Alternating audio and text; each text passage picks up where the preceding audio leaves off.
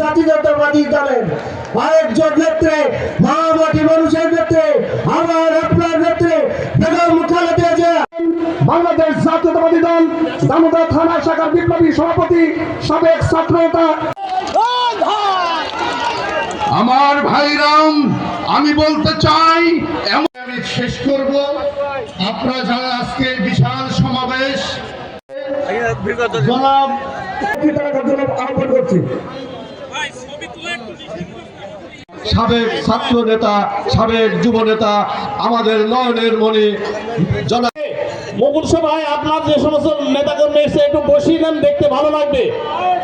জীবননগর, দামোদর সহ গোটা জেলাকে আমাদের বিছানো আছে চট, তাছাড়া বনের ওপরও বসা যাবে। দয়া করে আপনাদের অনুরোধ করছি, আপনারা বসে যান।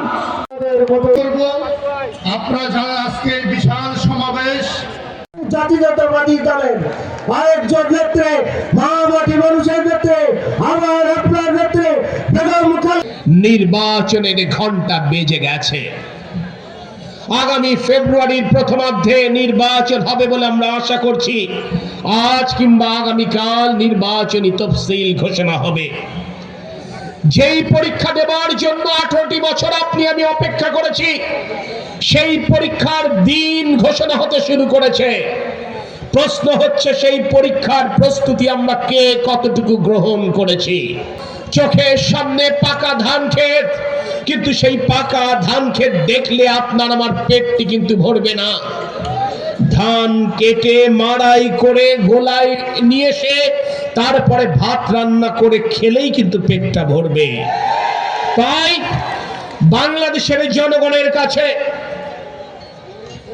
এই দামোদর জীবননগর দর্শনার ঘরে ঘরে আগামীতে বাংলাদেশ জাতীয়তাবাদী দল এবং আমাদের প্রিয় নেতা তারেক রহমানের কর্ম পরিকল্পনা পৌঁছে দিতে হবে।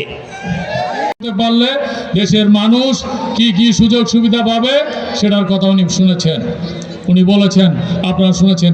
একই কথা এই ছোট ছোট পথসভায় আমরা বলার চেষ্টা বলেছি। ভাইরা এবং মায়েরা, বোনেরা, আপনারা জানেন একটি জাতীয় নির্বাচনে দুইটি বিষয় থাকে।